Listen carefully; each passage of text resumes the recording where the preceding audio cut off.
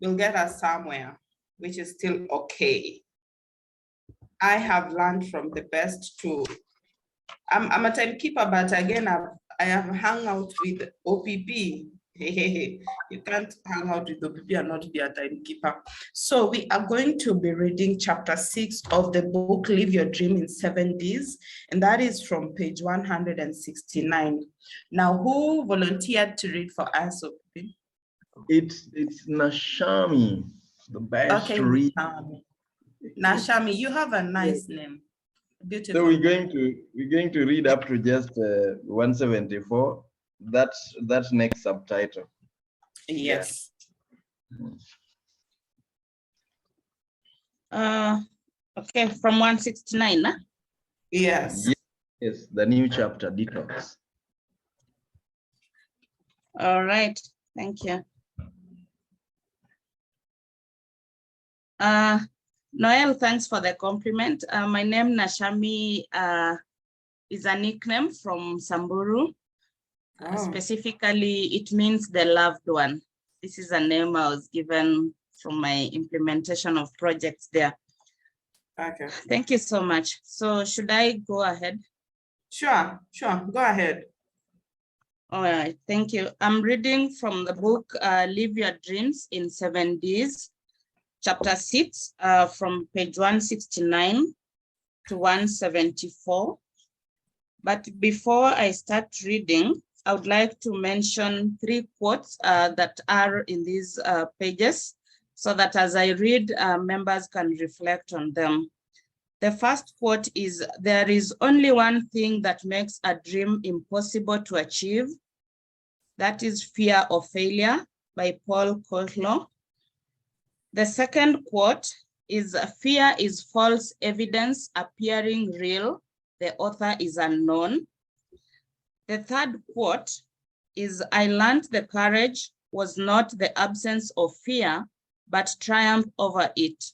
The brave man is not he who does not feel afraid, but he who conquers fear." A quote by Nelson Mandela. I read, titled Detox. "Beware the natural brake pads. The lesson will be incomplete if I do not include this chapter. In pursuing your dream, there are 3 natural toxins that will act like your brake pads whenever you want to take a positive step. They are known to cause people to fail because of the powerful arsenal that they employ. They will make use of 3 really effective weapons to erect massive roadblocks to bar you from living your dreams. Would you be able to guess who the trio are?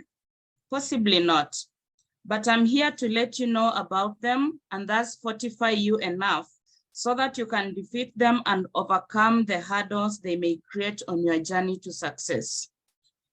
In the history of success, there is no other powerful force as this that has killed so many dreams. The members of this team work harmoniously and meticulously in executing their mission and thus form the foundation of almost all failure. They delight in your downfall and remain laughing while you are sinking. These are the greatest enemies you must defeat because there are only 2 choices.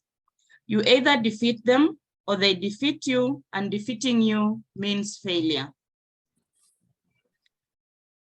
Failure in this case means failing in life and surrendering the pursuit of your dream, making it a mirage at best, a fairy tale.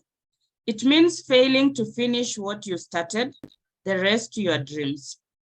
The trio I am talking about this far are fear, doubt, and worry. The chairman is fear. They walk together, work together, and whine together. If you notice one of them thereabout, know that the other 2 are waiting to pop up or just hiding behind the curtain. I say to you that to be forewarned is to be forearmed. My intention is not only to warn you, but to also arm you and ensure you do not fall into their traps. Fear kept me from progress for long. I then started doubting my possibility of success and doubted my opportunities, my products, my prospects, and everyone who tried to encourage me. I doubted everything. I worried myself about the possibility of failure in my new business and how people would laugh and scorn at me. It hurts to feel that you are headed for failure. Just to illustrate this point, you probably have heard of the infamous tightrope walker who got all the excitement in doing the trick and could not wait for such opportunity until one day a thought crossed his mind of what would happen should one day the rope breaks while he's atop. He got worried about the next event, went ahead to keenly inspect the ropes, the type of material, and the manner of tying it, all which he never bothered about before. Fear gripped him all the while, dwelling on the useless thought that it is impossible to fall down from the rope and die. He started to doubt himself, doubt his abilities to walk on the rope, doubted the credibility of his assistants, and everything else.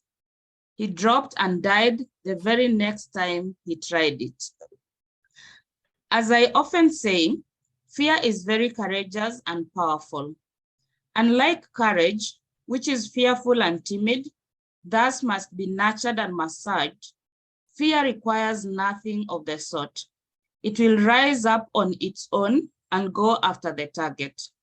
That is the way it is. It was named fear by mistake, or so do I feel. Its attributes do not exhibit its name. You are the one to encourage your courage and frighten your fear. Learn this, and you are on the way to conquering it.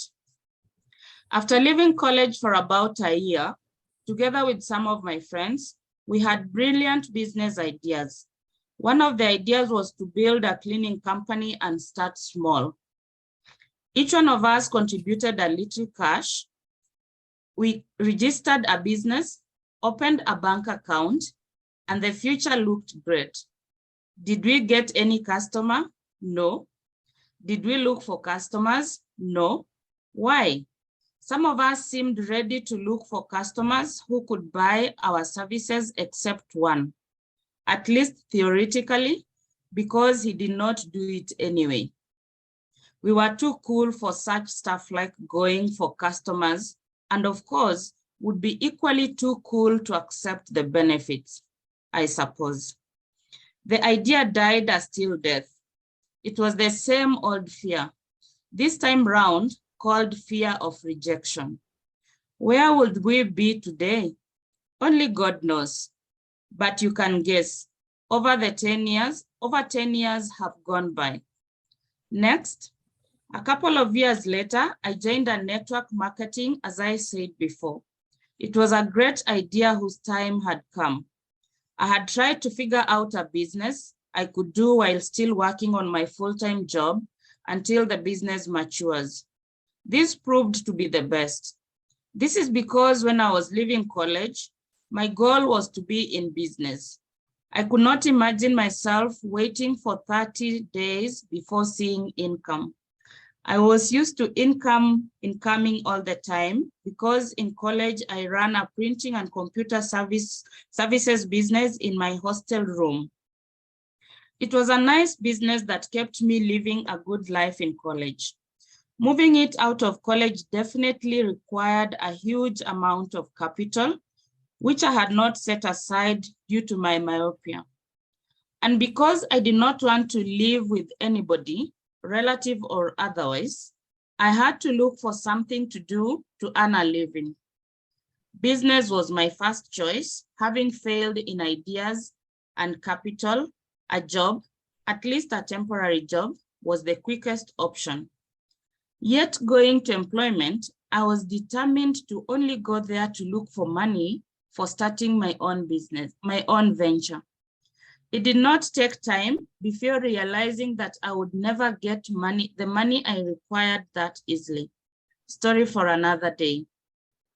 But you can guess, I even registered an ICT business, which never picked because my job required me all the time, besides being unsure about how I would acquire customers. Again, fear was a major factor in stunting this business agenda. I went back to college for a master's degree, as if to kill time, trying to figure out how to be in the business world. Going back to college was good, though it is also the easiest choice, which everyone seems comfortable with. It exposed me to the concept of information age and the information industries and the likes. It was at that point that network marketing was presented to me, and I quickly realized that its attributes conformed to the information working ideology. I jumped in. I was in business as I had wanted and still keeping my job. The business, I soon realized, was not going to work itself out. I had to still do my bit of selling. That is direct selling, a concept I belittled and hated. Till then, I had never appreciated the role of selling in entrepreneurship and success. But this would be my epiphany. It was at this point in my life that I had to face my fears and conquer them. It took me time and effort. I studied materials and researched. I attended trainings and talks. I scoured books and meditated. I was determined to succeed and live my dreams. Nothing was going to stop me. I consulted my dreams and realized my desire for success was much stronger than the fear in me.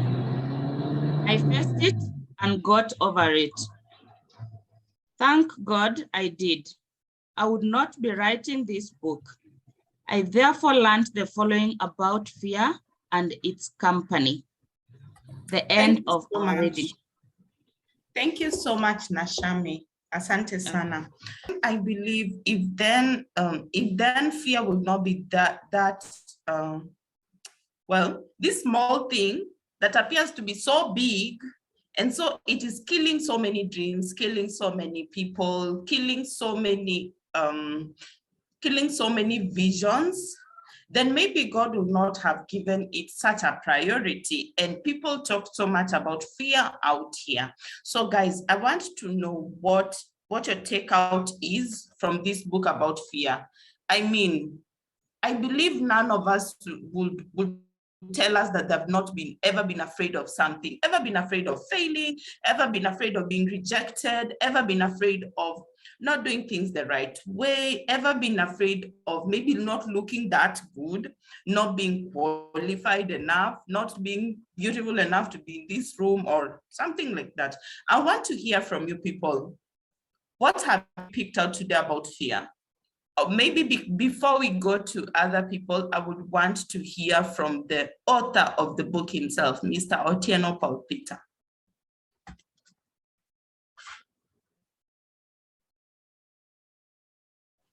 Thanks, Noel, and welcome all the people who are joining us today. We are happy to have all of you. Now, this is a very important topic, and almost everyone has failed to implement something in which they would have succeeded because of fear. Everybody, at one point or the other. And you will only realize that you fear because you are not doing what you are supposed to do. And I've narrated their stories, just sample stories, but there are many, many of them. And when I was joining the business world, I realized that I would ask a number of people who are in employment, for example, what is your dream? You know, I loved this idea of dream, mission, what's your purpose in life? And somebody will tell you, in 2 years, 3 years, I won't be in this employment. I will be running my business. And down the line, you realize that They are at the same level, they are still doing the same thing. And why? Why do they do that? It's because of the same old fear. Same old fear. So there is a lot of fear amongst us, fear of failure. We tend to paint a lot of ugly pictures in our minds and see all the possibilities of failure, and therefore do not take action. And as has been mentioned, I learned that where you find fear, there will always be these other two: doubt and worry. The moment fear gets into you, you'll doubt your possibility, your abilities, you'll doubt your credentials, you'll doubt whether you are qualified enough. Even if you wanted to apply for a promotion, you start doubting, will they pick me? What makes me believe that I am the best? And all such things, you see. Now, the same thing will, that very same time, you'll start getting worried about lots of other things. Yeah, what if you failed? And you don't get to have a positive attitude, and that will always stop you from progress. So fear, doubt, and worry work together in synchrony, in what I would call a symphony orchestra. Yes, they work together, and they will always block you from, they hold the brake pads tightly. They block you from moving forward.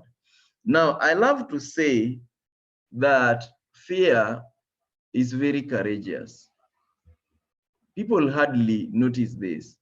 You do not need to encourage your fear. Fear will just walk in and will dominate you. And if you do not take charge, fear will make you believe everything wrong is going to happen. You see, and worry gets into your heart and you start having nightmares. The very same fear. And in the next episode, we will be dealing with now how to handle those problems specifically. But one thing we've got to know, and that's why I say to be forewarned is to be forearmed, is that the moment you get that fear, you may need to doubt your fears and doubt your doubts. You need to fear your fears and doubt your doubts, and encourage your courage, because courage appears to be very timid. Most times you will not see, like Mandela said there, it's not absence of fear. Courage simply means there is fear, but you're going to do it anyway. You do it despite fear. You do it despite feeling uneasy about it, feeling not very competent, but you take action. And many times people realize that whatever they achieved, it was just a bit of courage that they employed. You do not need too much courage. You do not need excess of it. I think just like Jesus talks about, just a bit, just a wee bit of faith, and the rest will take care of itself. So just taking courage to take the first step and trusting that things will be well. Yes, you get rid of worry and start having that hope, start having that little faith. So we must learn to discourage our fear and encourage our courage. We must give ourselves that boost to ensure that we are able to take the action that we are supposed to take. And that means we consult between our fear, check as that phrase ends, that part of the book ends, is that I consulted my desire for success and fear. Which one weighs more?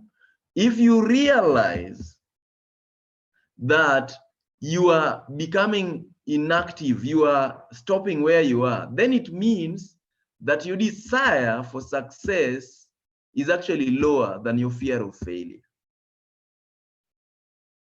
But if our desire for success is strong enough, is stronger than our fear of failure, we will go ahead and do it anyway. And this is what I discovered, that the moment you start doing it anyway, you realize that what you really fear does not exist. Whatever we fear does not exist. This is a philosophy I started developing from childhood when I was growing up, and back in the village, well, there was no electricity, no light at night. And the very same route you passed during the day will look very terrifying. The shrubs that you saw during the day will look like people squatting and always timing you and all sorts of things. Where you always walk, you feel like somebody is following you and you can hear footsteps, you see, and all sorts of things. But then when I started asking myself,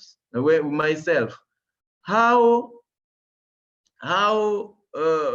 can it be that during the day, this place was just okay? What has changed other than the absence of the sun, the absence of sunlight? And the moment I developed that particular attitude, I stopped hearing the footsteps following me. I stopped seeing things squatting and waiting for me. Occasionally, whenever I was left in our small house back at home, we had some other hangings on the wall. And whenever I was alone at night, I would see them dangling in a particular fearful, terrifying way. And I would hear people maybe touching the door, touching the window. And we had a mabati door, you see, made of iron sheet. And it would make a lot of noise, more so if it's raining and all sorts of things. And it would be terrifying. But the moment I changed my attitude from that, I realized that whatever we fear does not really exist. Now, I've also mentioned about registering a business. Actually, it was that year, around that time, 2009, when I registered ICT Gurus, EA. ICT Gurus was registered as, they registered it as an agency. I didn't like that name as well, so I had to change it along the way. I didn't do anything, any business with it, and there was a bit of fear to do with it. What would happen to me if my employer notices that I'm doing such a business? Number two, where would I get the customers? And all sorts of negative things going in my mind. But I later implemented that, quite late, almost 7 or so years later, when I started to now act on it.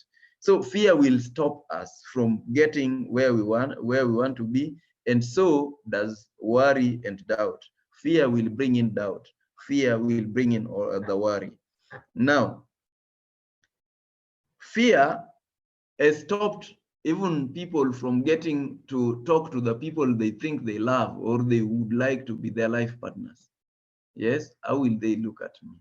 How will she or he look at, and all sorts of things? Yes, if we look around and check all that we are supposed to do, enough of us have registered businesses, but nobody knows about them because you can't tell them about it. Why? Because you fear. How will they look at me? Fear of rejection. You see, we fear being rejected. We fear being told no, because when we are told no, we will feel hurt. We will feel bad about it. You see, so fear has very many facets, and it's a long topic. But it's enough for us right now to get to know that fear, doubt, and worry have stopped many of us from implementing what we are supposed to, from living our dreams, from getting started. Because there are only two ways to fail, like we usually say: failing to start and failing to finish. So many of us fail at the start because we fail to start. And what stops us from doing that? Taking fast action, because we always say a journey of 1,000 steps start by a single step. 1,000 miles start by a single step.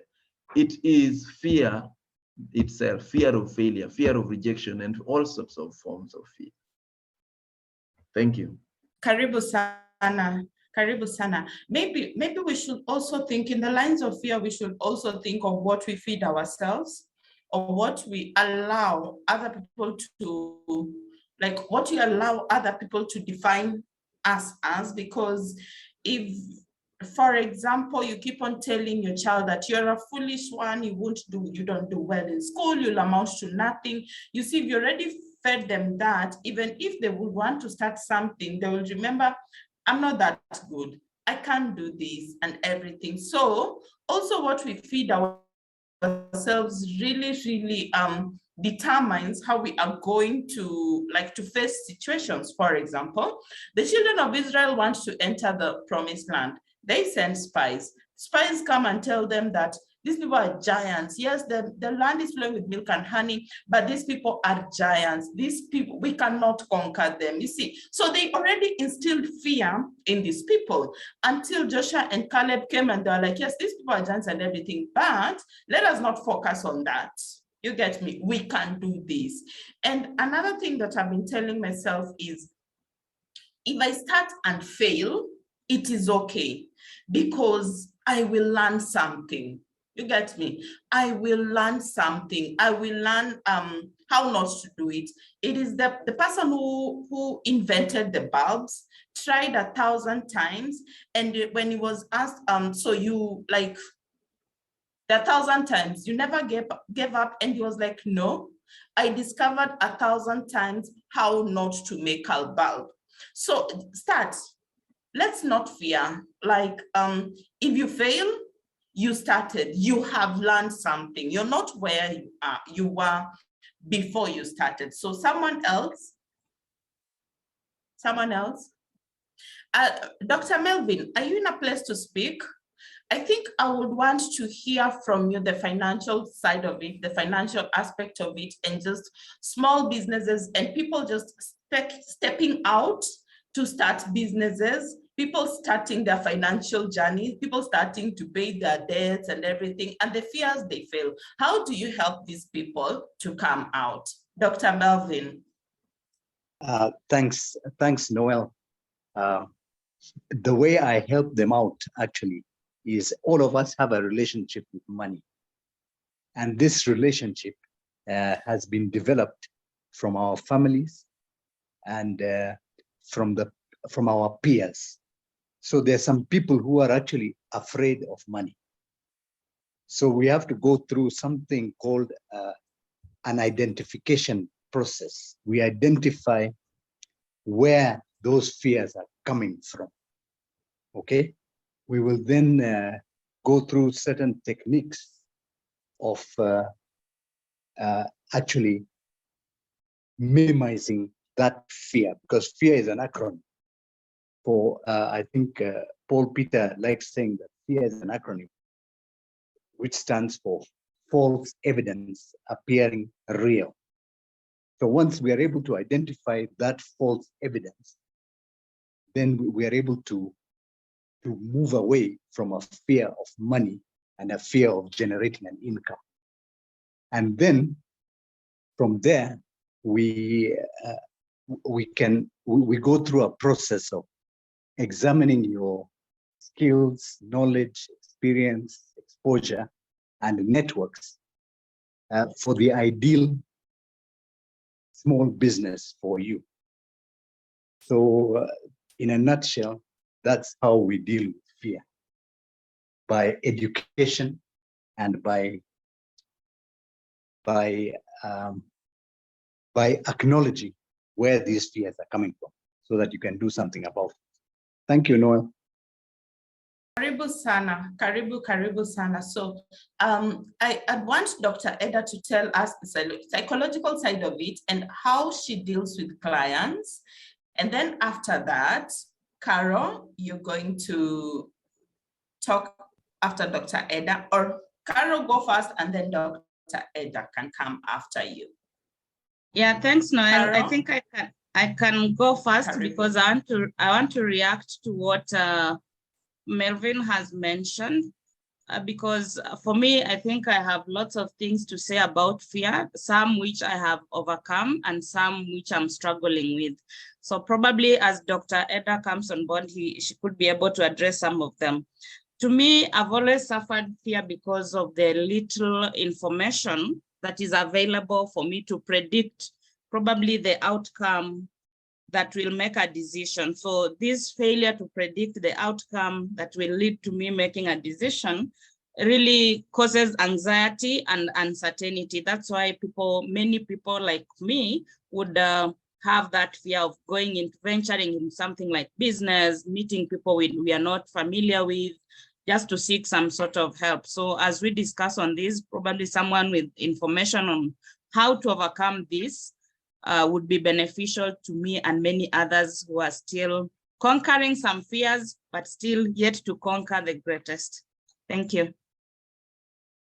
Thank you so much. Thank you so much. Dr. Eda, on to you. What can I say? Yeah, I believe in the acronym of false evidence appearing real. You have something in the brain called the prefrontal cortex that helps us to make decisions, and we call that our wise mind. So when you're in your wise mind and you're relaxed, you're able to be very creative. But the wise mind is completely shut off when something called the parasympathetic system kicks off, and that is when you're in a state of fear or worry.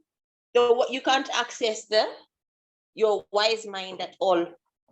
So the idea is that you should have access to your wise mind and also have a growth mindset. There's two types of mindsets.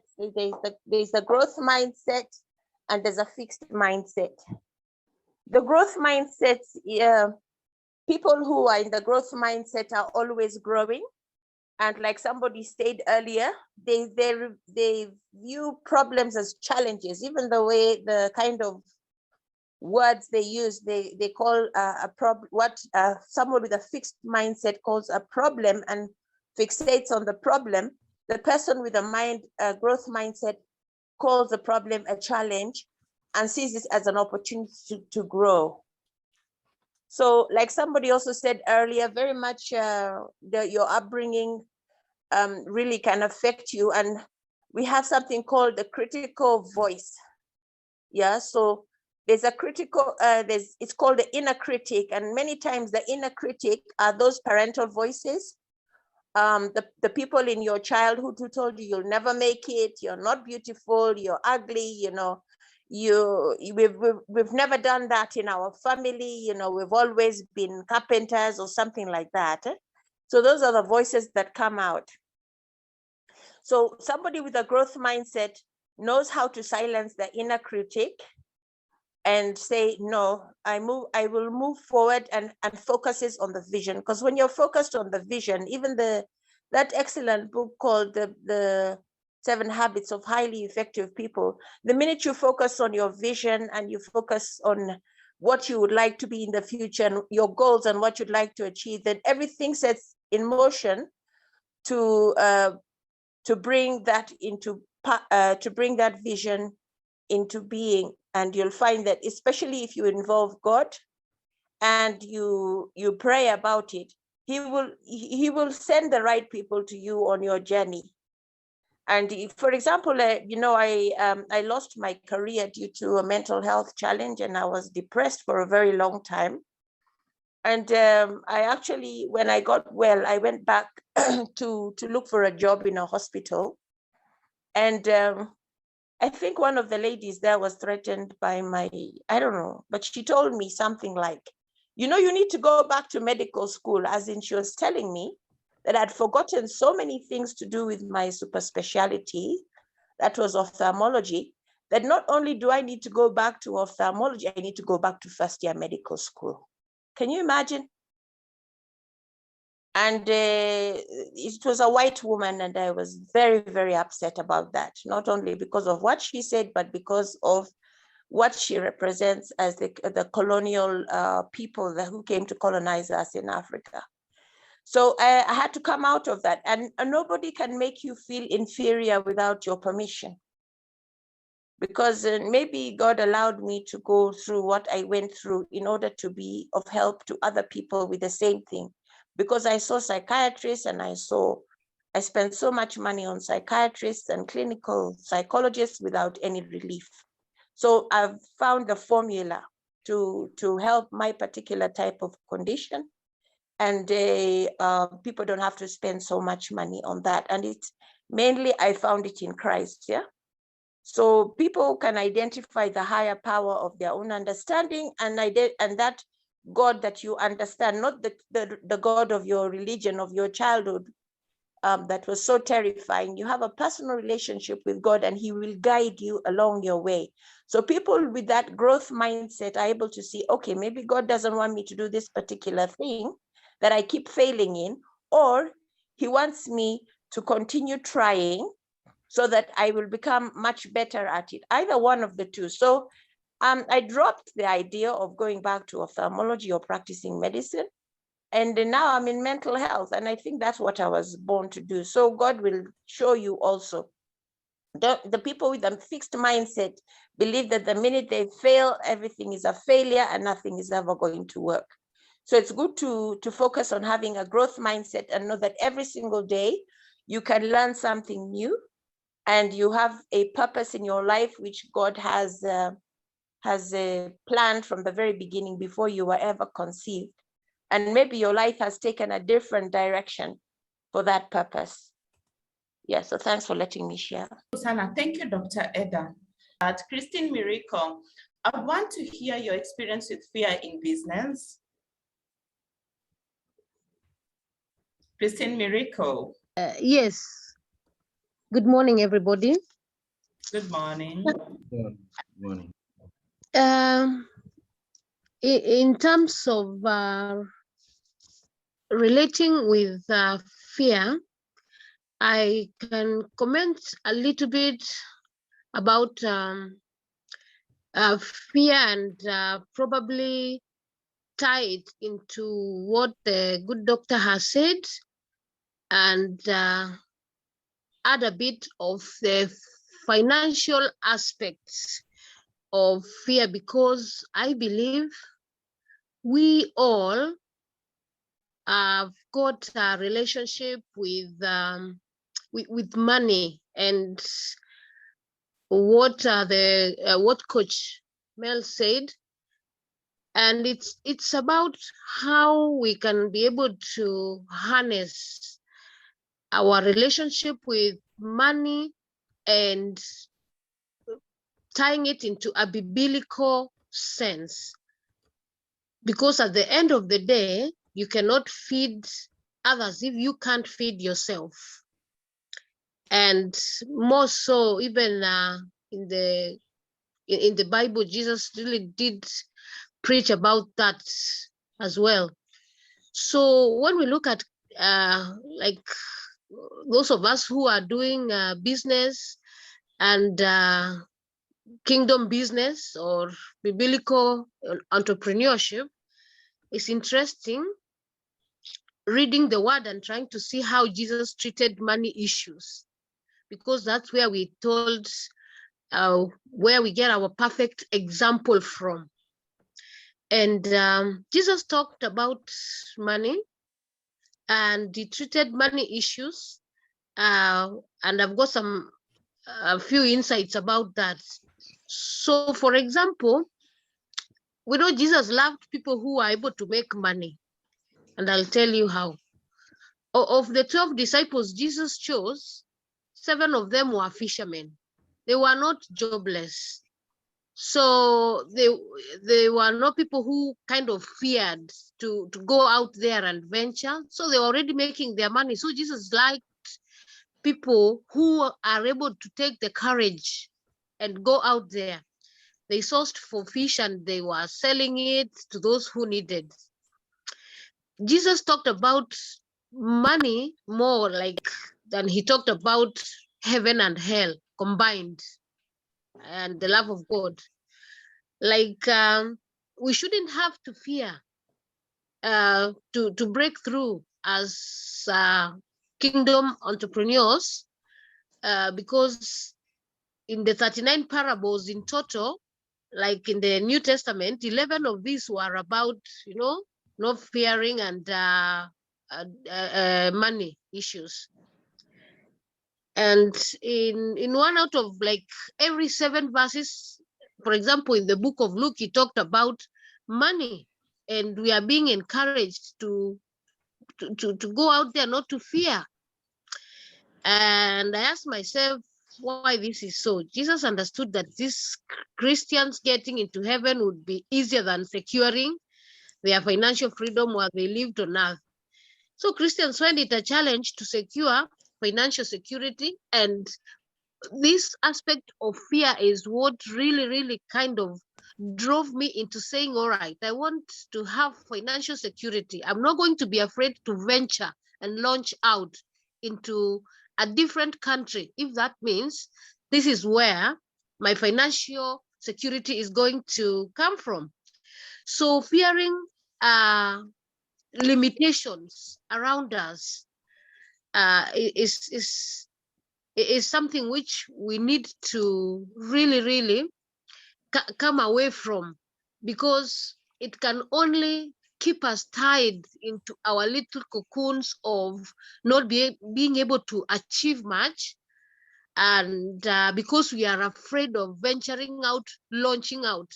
Remember the example of Jesus telling Peter, just, don't be afraid, just launch out. And that is where now you can see, I equate fear to faith. Your faith, if it is little, then you've got a lot of fear. If you've got a lot of faith, you've got less fear, because it's about how confident are you that if I step out in the deep, I will make it, I will succeed, I will write that book, I will do that business, I will go back to school and add that degree that I need, the extra knowledge to be able to take myself to the next level. So it is fear equals faith for me. So the more your faith is, you don't even need a huge. Jesus said you need like that, mustard seed. If your faith is that much, then you're able to overcome this issue of fear of doing things, and therefore you're able to progress a lot more.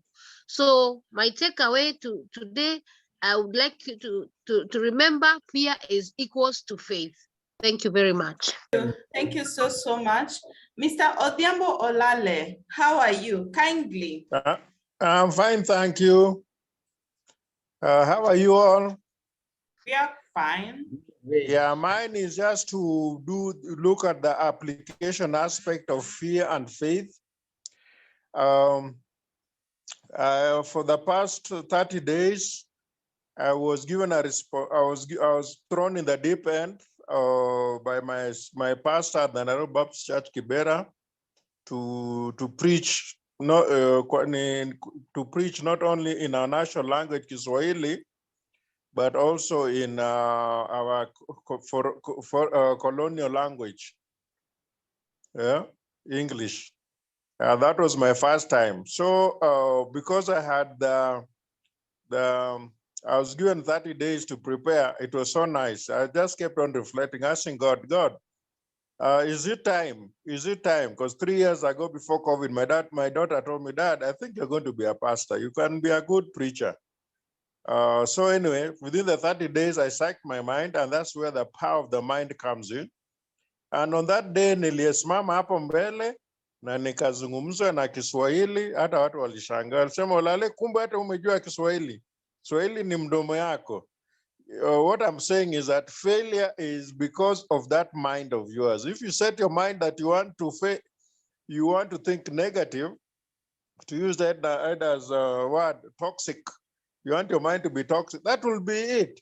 That is that. Then practical example is that in the same church at times usual, because I'm an elder there, so I go to the Sunday school, mix up the different groups. As those kids, they were being taught about the power of God.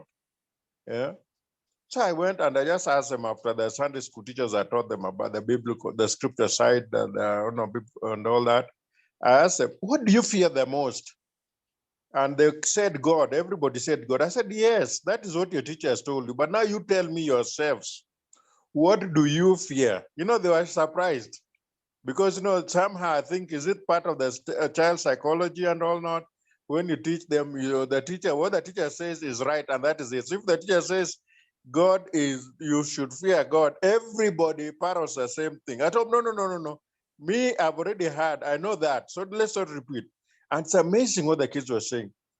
Some are saying, one of them said, I fear death. I said, wait a minute. In my mind, I said, these are kids of about 4 or 5 year olds saying, I fear death. Yeah. So I think it really helped in my mind. I said, yes, these are some of the conversations you should continue with. Now, personally, as a professional, there are 2 times when I was, I asked myself, I told Anna, when you ask the kids to answer that question, you must also tell them, what do you fear? Yeah. So I told them, you know what? Me, one of the things I fear the most, and I don't usually talk about it, is nothing but lightning. I fear lightning. Whenever there's rain and then there's lightning, there's no thunder, not lightning. It just freeze. Why? There was a time I was taking a nap in the afternoon with my nephews and my kids, and that somehow, when it rains, somehow your body, then I think will also help us understand, your body seems to enjoy even that sleep even more. So as I was enjoying that nap, suddenly it started raining, and then I didn't know that, of course, it was raining, and then there was light. Then I just had something like that time was the time of the bomb Osama bin Laden. Boom, boom, boom, boom, boom, boom, boom. Nikashanga, hey, what's happening? I'm dying in my sleep. Then when I woke up and the kids were watching TV, they couldn't believe their uncle, their dad, and I was like, anyway, other than that, professionally, I think it's important that we do have somebody who can hold your hand as a confidant, somebody who is your mentor, somebody who can support you. Because one of the lowest moments when I was working at the Nation Media, and I had a professional challenge in Kisumu, so I was transferred back to Nairobi, more like on a demotion. Instead of coming to Nairobi fearing that I'm going to be sacked and all that, my wife stood by me. So it gave me a lot of energy. So for 30 days when I was on disciplinary leave, I started reading the Bible cover to cover, and I struggled. I reached almost the end of the first, the Old Testament. Then God answered my prayer. I went and my boss said, okay, you can come back to work. But the message is that I had somebody to hold my hand. When I later on lost my job, early retirement at 49 years, my wife was again also there with me. She held my hand, even helped me get a consultancy job with the FAO for some time before I moved on. So what am I saying? Fear is naturally there, but if we are going with the best way to encounter it is, first of all, you must have a positive mind, positive spirit, and always make sure you have somebody who can hold your hand as you go through that transition, because it's a phase in life. Thank you very much. Asante sana. So the mentor, James, you're the one next, but after him, Dr. Musa Obuba, I would want you to share. I'd want you to share your experience on fear in life and in leadership. But just before you, the mentor, James, kindly. Good morning. Thank Good you morning. very much. That is James Kehara. Thank you for this. It's my first time to be here. Paul Peter, we are doing another assignment with him, and he invited me here, and I want to tell you it was not a mistake. I am very happy to be here. Now, on the topic, on the subject matter, fear, for me, I would say that I am encouraged today because I am currently undergoing some few things that appear fearful. But just before that, I want to say that fear will always manifest in many ways. And some of the fears that I've had to deal with is what we call stage fright. Sometimes when I'm doing some presentations, I find myself just before you get into the stage, your heart is racing. And when you start actually the first few minutes of talking, your voice is shaking and all that. So So what happens then is at that time, when that is happening, you realize now that everything you had put and organized is lost, and you have a problem. I have a grade 8 student who currently is doing her exams. What the teachers have decided to do is every week they must do two sets of exams every week. And the explanation is they are trying to help them get rid of the fear of exams. And I don't know how that is working, because yesterday she broke down, and we prayed and went to bed, and we had our door being knocked, and when listening, she was saying, we have an exam tomorrow, and our exam is also 20 days to come. And I am very fearful, I don't know what to do. And she was crying. And for me then, the mother was there. Thank God she's a psychological counselor trying to do her thing. But even this morning, the girl was still not, actually when she woke up, she spent the first 25 minutes sitting in bed. And when I asked her what is the problem, she's saying she was preparing for the clothes she wants to wear. And for me, I realized, I think this is not just preparing for the clothes and choosing, this is fear. And I think for me, what is coming out is the fear of failure. She's in a good school. Our siblings, or my brothers and sisters' kids per se, they are looking at her and they want to see, the pressure to perform. She keeps saying, the father says, when she clears school and she doesn't get good marks, I'll not go looking for school for her. And all these things, she was able to share this morning what is bothering her. And I realized when you, as you said, when you tackle the real issues, when you look for the evidence of fear, then you address the evidence, then you are okay. And someone said that your success is beyond your fear. Once you conquer your fear, you are there. And someone else said, it is by confronting your weaknesses, you reveal your strength. I've realized most of our weakness, our fears also are connected to our weaknesses. When I know I am not good in this thing, I realize then I start fearing. So when you realize what all those things, and for me, my parting shot is to say this. I am a trainer and sometimes I do coaching. When I'm training, especially it's a new subject and new people, I tend to fear and I don't know how they will take it. So what have I resulted in doing? I carry a lot of materials. I carry a lot of books. And I have realized, my wife has been complaining, do you have to carry those books? Will you go and use all those material?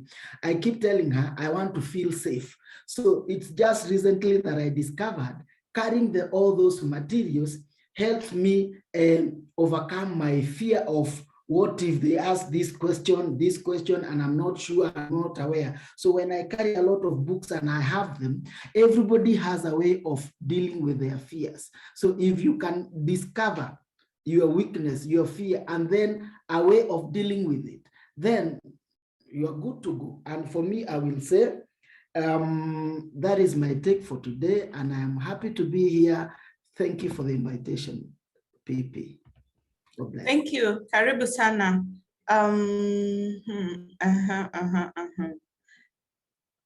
Dr. Musa Obuba, are you in a position to speak? Thank you very much for this wonderful topic. It reminds me of what Job said. When Job had all that he had, he lost everything. And he said, what I feared has come upon me. What I dreaded has happened to me. Job chapter 3, verse 25. I think if you remember, most of us may know the story of Job and how he lost his family members, his children, everything, his investment, his business. So I kept on scratching my head, what is it that Job feared most out of all that he lost? And having said so, if you go back into that scripture and look at what he said, he even said that I wish I was not born. I wish I died by the time my mother was giving birth to me. I think looking at the aspect of fear from the angle of what Job said, in view of business, most of us fear failing. But I came to realize that actually it is sometimes good to be fearful. In my mother tongue, we say that the bold buffalo that is always roaming around thinking that it's bold is the one that the hunters get first. So on a positive note, sometimes fear can help you to get out of some predicament. But on a negative note, sometimes when you're so fearful, you may not even begin. But if you are somebody going to be fearful and then you work towards that fear, for instance, you're saying, I'm afraid I'm going to fail this test if I don't do anything. And you go ahead and you start practicing and reading, that is a positive aspect of it. But if you're saying, I'm afraid I'm not going to pass this test and you do nothing about it, that is a negative aspect of it. Therefore, fear is actually a natural way of our self-check, checking ourselves to see that things are going to be better or how we are going to drive at it. There's a time I was training some people on heights, and that's in my engineering line. And there's one person who was so scared, so terrified. And we kept on insisting exactly what we are trying to tell everybody here. Don't fear, don't fear, don't fear. And we insisted, no, don't fear. To cut the long story short, the person completely came back and tapped me and said, please, don't push me. I'm scared of heights. And we left the person. Many years later is when we realized this person had a backache problem, which had to go through a surgery. And for that reason, I said, sometimes you push somebody, don't fear, you may not know. An old story of 1957, thereabout, of a young man who witnessed his family friends dying on a plane crash, said, I'll never ever fly. But then he told himself that, but somebody tried to encourage him. And he was encouraged, motivated, psyched, and he said, don't fear, don't fear. The day he boarded that plane is when the plane crashed. And that young man died at his prime age. So sometimes it's very careful to say, fear not. I like what Dr. said. And having gone through with a white man pushing at that direction, sometimes it is so hurting. And what you fear most, like Job says, may easily come to pass. So what do you prepare? Positive mindset, growth mindset, or you are just stagnating with your fear? Thank you. Over to you, Nell. Thank you so much, Dr. Musa Obuba. Asante sana. Want us to hear a poem on fear.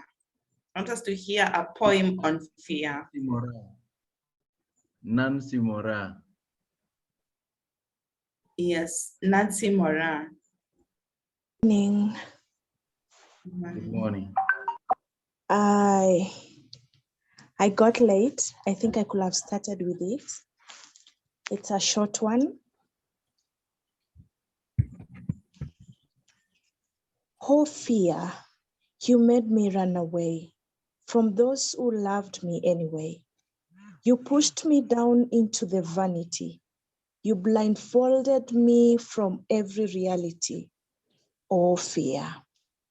I thought I wasn't good enough. You made my existence so tough. Oh, fear.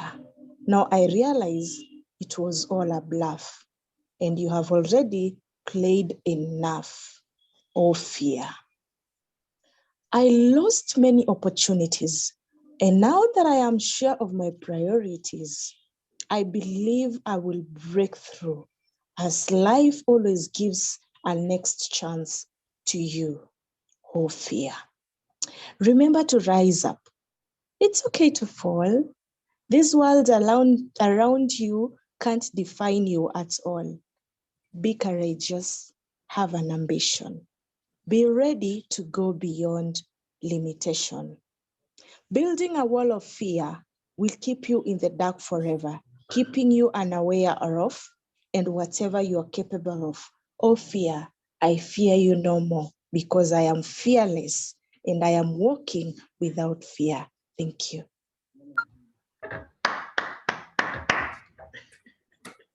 Thank you so much. Okay, so thank you so much, guys, for joining us. We meet here every Monday, every Monday, except when it's a public holiday. So this is Power Monday. You will be using the same link. And our mission is to provide a platform for sharing knowledge and inspiration for a productive week and successful living. Our vision is toward a society of dependable and timeless leaders, and our core values are knowledge sharing, integrity in service, networking, business, and career support. Next week, just to do what? To spike up your appetite or something. Next week, we're going to have Larry Lisa. Larry Lisa is the one who forwarded this book, Live Your Dreams in 7 Ds, and he is such a writer. I think I've read one of his books or something, yes. So let's come prepared next week for Larry Lisa. And I hand over the session to OPP to pray, not to say it, to pray. Okay, thank you very much, Noel. This topic also reminded me that last week I was giving a session about change, and we were referring to who moved my cheese. And one of the lessons was, what would you do if you were not afraid? So I leave you all with that. What would you do if you are not afraid? Think about it. Every time fear comes to you, what would you do if you are not afraid? Feel the fear and act anyway. So we will pray and conclude that we are going to have a successful week, that our paths will always be towards greatness, that God is going to enlighten us, God is going to let his face shine upon us, God is going to lead, direct our paths and everything, that we will be healthy, we will live our dreams, that he being our shepherd, we are going to live in abundance, and that goodness and money will always follow us all the days of our lives. May the grace of our Lord Jesus Christ and the love of God and the fellowship of the Holy Spirit be with us now and forevermore. And forevermore. Amen. Amen.